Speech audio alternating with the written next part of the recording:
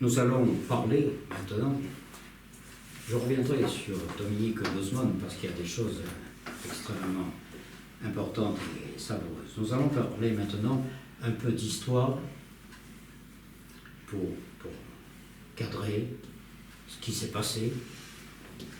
Ensuite, nous parlerons de religion. Quelle était la religion des Cathares? Il faut la comprendre, même comprendre les principes essentiels. Et puis nous évoluerons vers un autre chapitre, celui de la politique, celui des appétits qui a conduit à l'écrasement du Midi et au passage des Cathares. Mais encore une fois, les Cathares, c'est le prétexte, ce n'est pas le sujet principal. Après, nous parlerons, quelques mots, de cette civilisation qui était en train de naître en Occitanie et qu'on s'est employé à étouffer comme il fallait, une civilisation qui gênait. Et enfin, nous terminerons en parlant de Montségur, le château de Montségur. C'est quelque chose, là encore, d'immense, peut-être plus encore dans les, comment dirais-je, dans ce qui s'est passé après, et là, très peu de gens le connaissent. D'abord, l'histoire. Que se passe-t-il? Eh bien donc, en Occitanie, il y a des Cathares, ils ne gênent personne. Ils ne gênent personne, et d'ailleurs, c'est une religion différente de la religion chrétienne, encore qu'au début, pas tellement, mais ils seront récupérés après par une autre religion qui vient de l'extérieur. Mais il y a aussi des Juifs, il y a des Arabes, il y a des Grecs, il y a de tout, et tout ça, ça vit en bonne intelligence, à une époque où la tolérance n'est pas quand même la vertu dominante. Mais en Occitanie, ça fonctionne. Chacun fait son truc et ne s'occupe pas des autres. Et il y a des choses d'ailleurs extraordinaires à connaître. Par exemple, en Occitanie, il y a des docteurs juifs, des kabbalistes,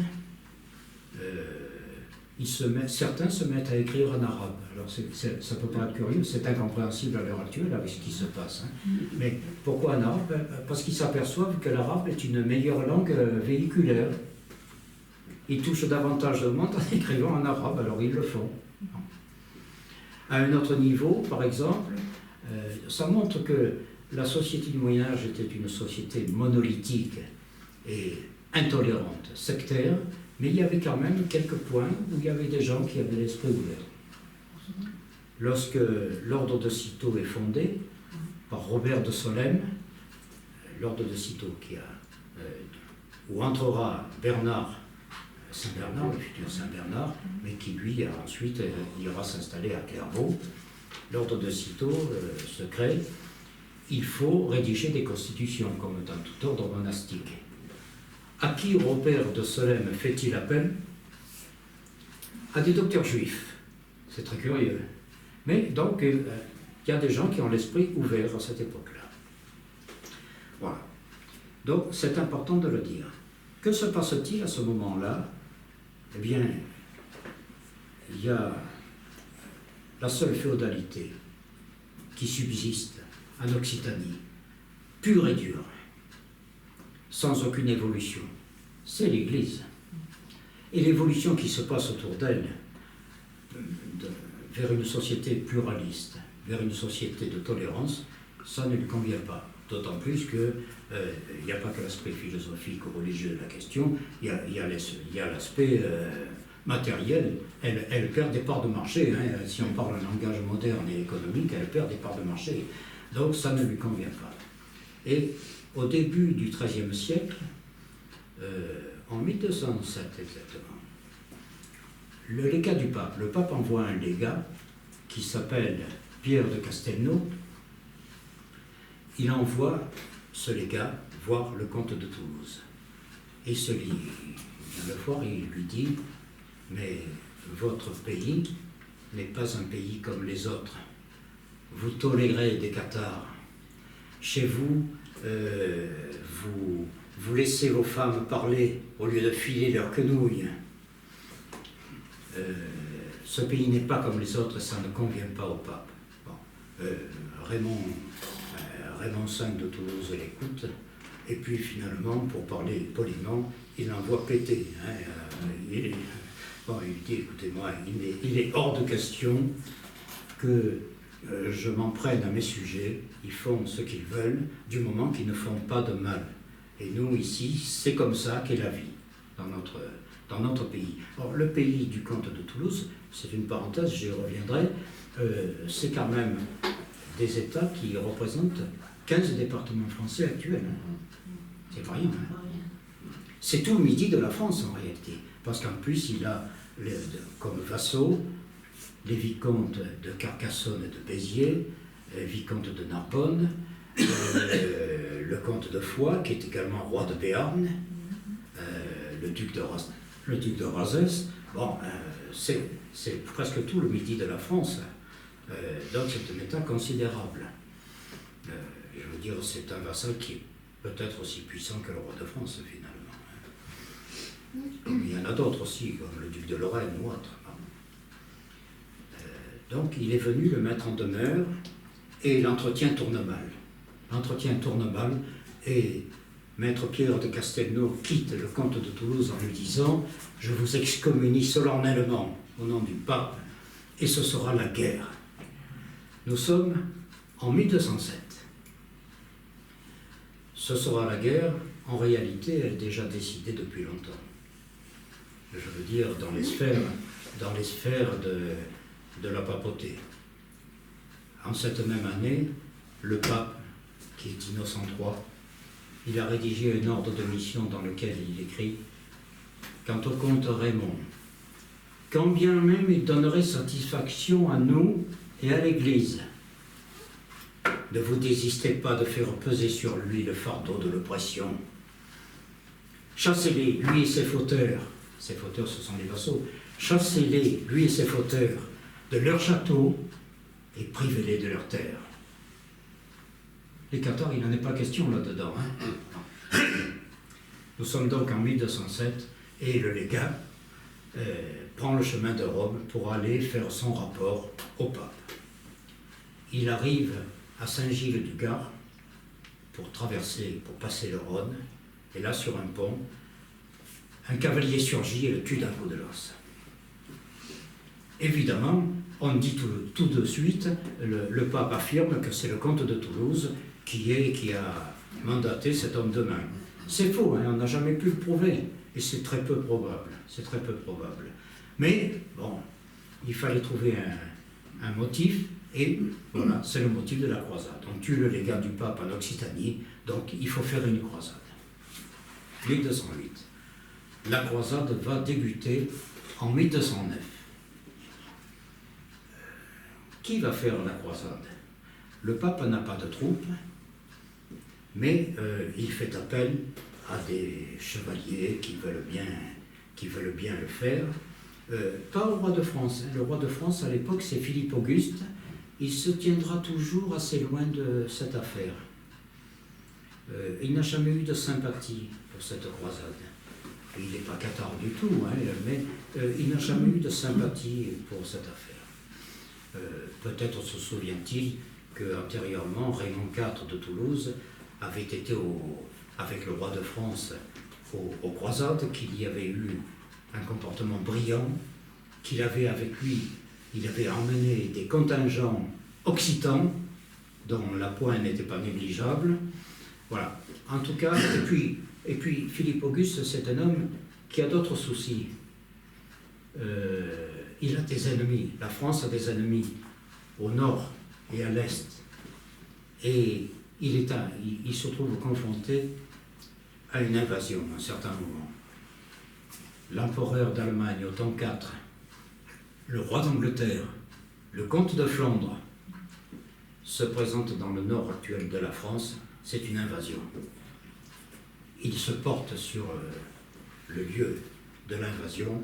C'est la bataille de Bouvines, 1214, une grande victoire française, très grande victoire française qui assoit l'autorité de Philippe Auguste en Europe et la dynastie capétienne.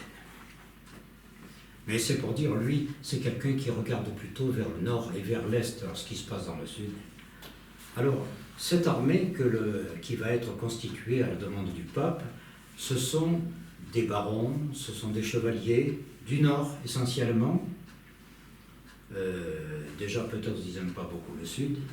Puis ensuite, ce sont des gens qui souvent sont allés aux croisades en se disant on va se tailler la part du lion, on va avoir des baronnies, des comtés, des duchés.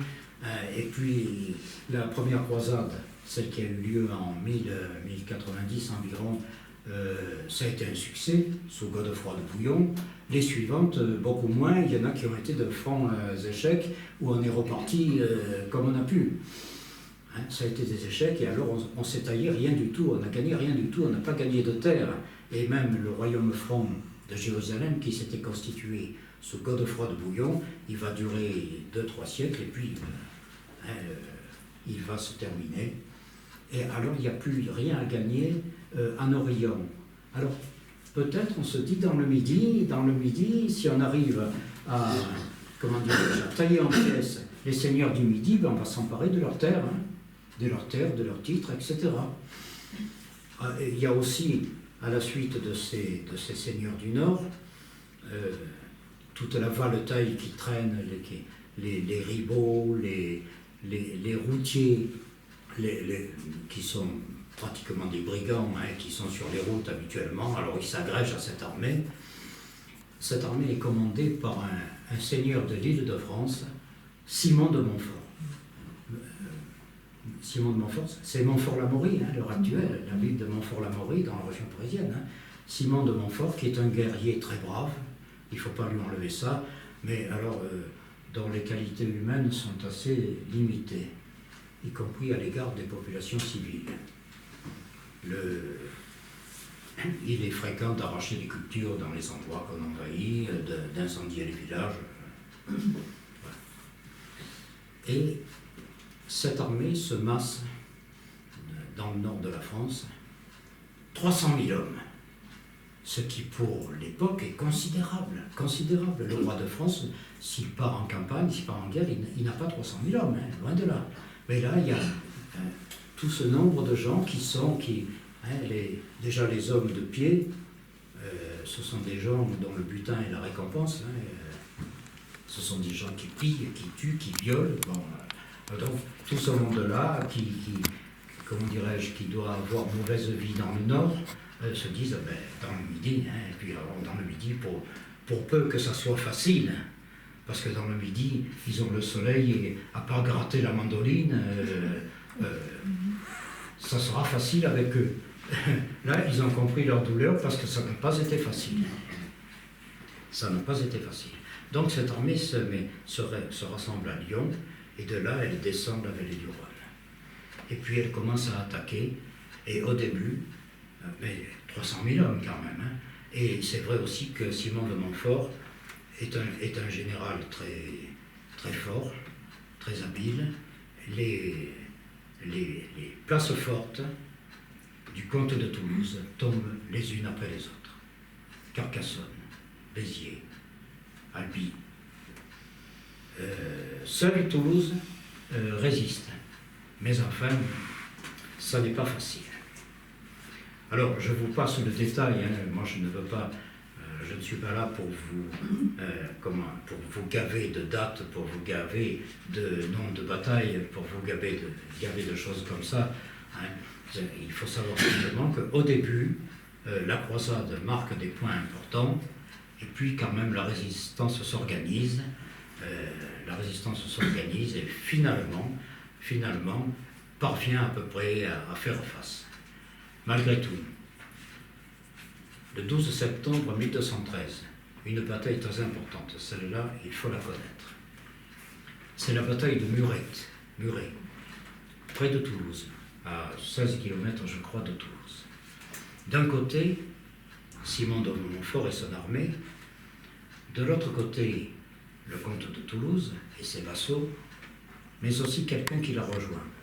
On pourrait dire à cette occasion que la guerre, en quelque sorte, s'internationalise. Qui est-ce? Le roi d'Aragon, Pierre II. Alors pourquoi Pierre d'Aragon vient-il se mêler de cette affaire? Mais On le comprend très bien quand on sait que lui-même et le comte de Toulouse nourrissent un rêve.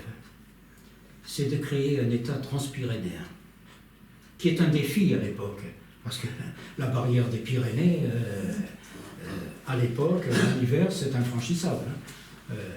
Un État transpyrénéen qui aurait 2 capitales, Toulouse au nord, Barcelone au sud. On peut imaginer ce qui se serait passé si Simon de Montfort n'avait pas gagné la bataille. C'était la création d'un État, et finalement le midi de la France aurait échappé à la monarchie française. Ça aurait changé complètement la configuration géopolitique de l'Europe, surtout si cet État avait pu perdurer. Malheureusement, bataille de Muret, c'est Simon de Montfort qui gagne la bataille. Et c'est même une catastrophe.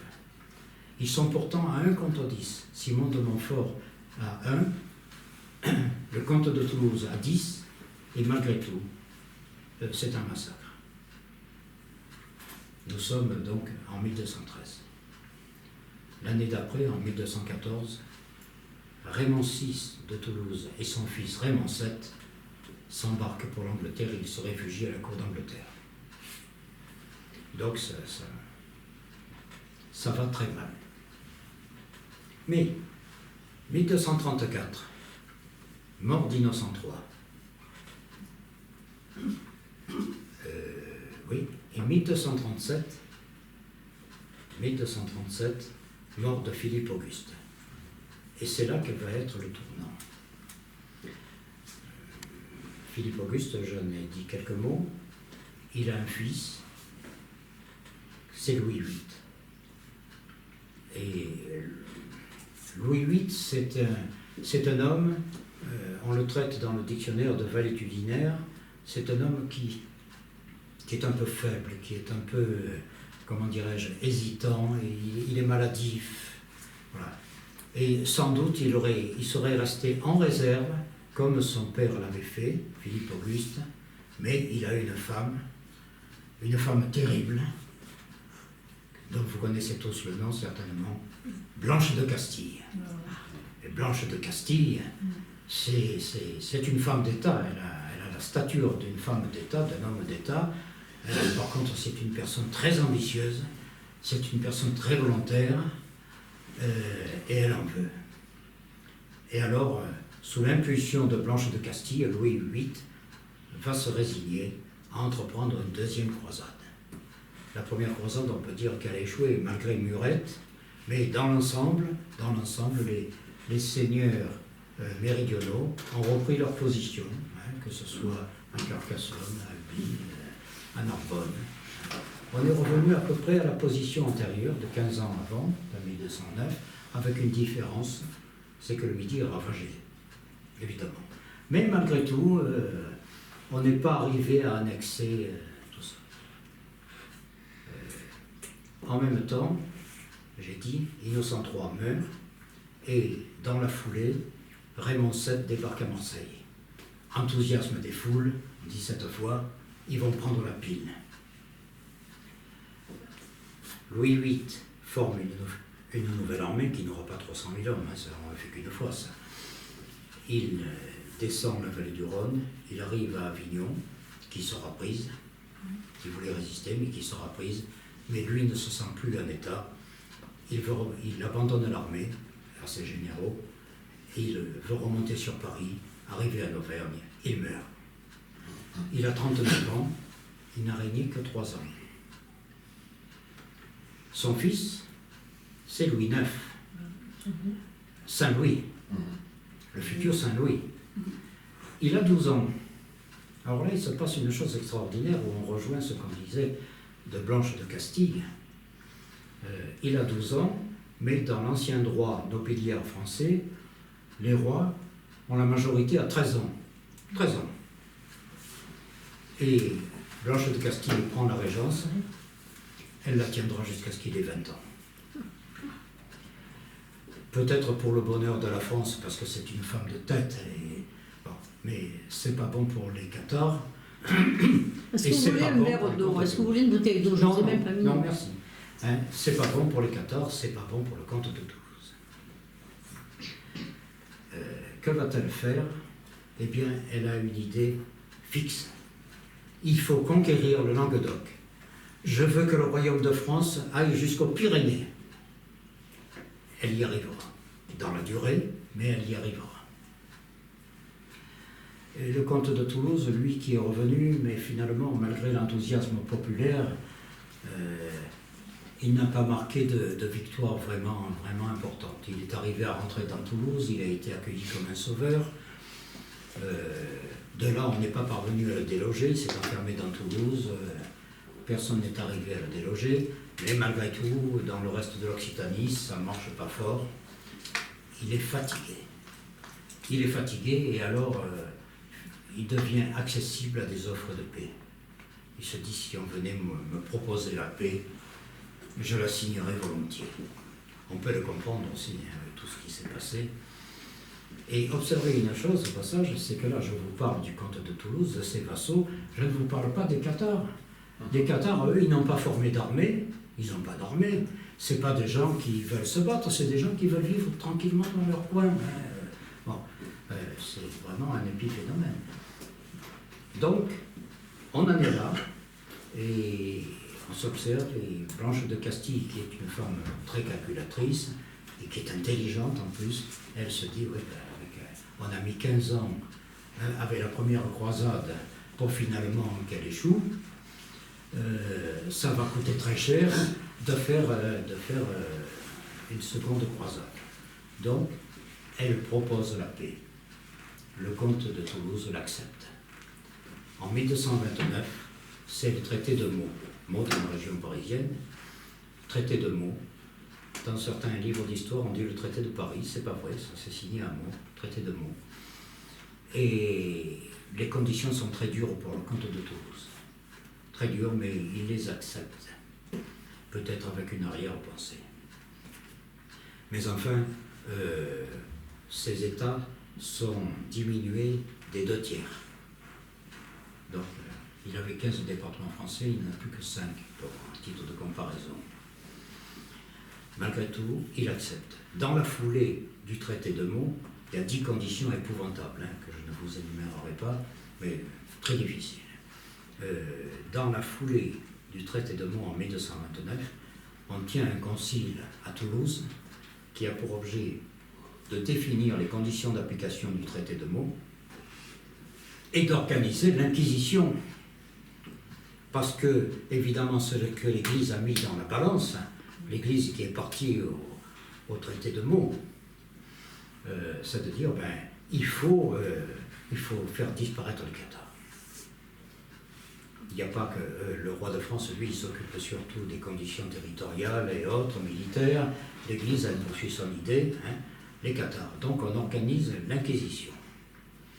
C'est l'Inquisition, c'est-à-dire, ce sont des tribunaux ecclésiastiques qui sont implantés dans les villes de quelque importance et qui vont juger les Cathares, enfin ceux qu'on peut identifier comme Cathares. Et là, les bûchers vont ronfler. Hein. Les bûchers vont ronfler. Alors, il y aura, comment dirais-je, des moments de révolte. Parfois, des révoltes populaires qui sont noyées dans le sang, évidemment. Hein. Notamment contre les couvents des dominicains. Hein. Cela, on sait ce qu'ils font. Hein. Le comte de Toulouse, parfois, a des velléités de reprendre la guerre. Il le fait d'ailleurs à certains moments. Il le fait, mais ça ne marche pas. À un certain moment, il forme une conspiration avec le roi d'Espagne, le roi de Castille, avec le roi d'Aragon, avec le roi d'Angleterre, avec le comte de la Marche, comte de Lusignan, et il attend son heure. Malgré tout, au moment où il prépare cette conspiration, il va à Montargis rencontrer Louis IX et il lui renouvelle ses serments de fidélité. Bon, mais il n'en pense pas moins. Et puis un jour, il lève le masque et il déclare, moi, le traité de Meaux, je ne compte plus le respecter. Et c'est à nouveau la guerre. Et c'est à nouveau la croisade. Malheureusement, Saint-Louis, avec son armée, s'avance au-devant des armées du comte de Toulouse, et ça se passe près de La Rochelle, à Taillebourg et à Saintes. C'est Louis IX qui gagne la bataille. À ce moment-là, de nombreux partisans du comte de Toulouse l'abandonnent, le lâchent. Évidemment. Il a échoué. C'est la fin pour lui. Nous sommes en 1243. C'est la paix de Loris. Loris, c'est pas loin de Montargis. Et c'est une paix sans condition. Évidemment, il est excommunié, on lui pardonne, on l'autorise à aller à Rome, comment dirais-je, implorer son pardon, mais sur le terrain, il est, comment dirais-je, ramené à peu de choses. Ses vassaux, n'en parlons plus. Et puis surtout, avec l'Inquisition, c'est une puissance qui se trouve sur son territoire et qui peut faire ce qu'elle veut.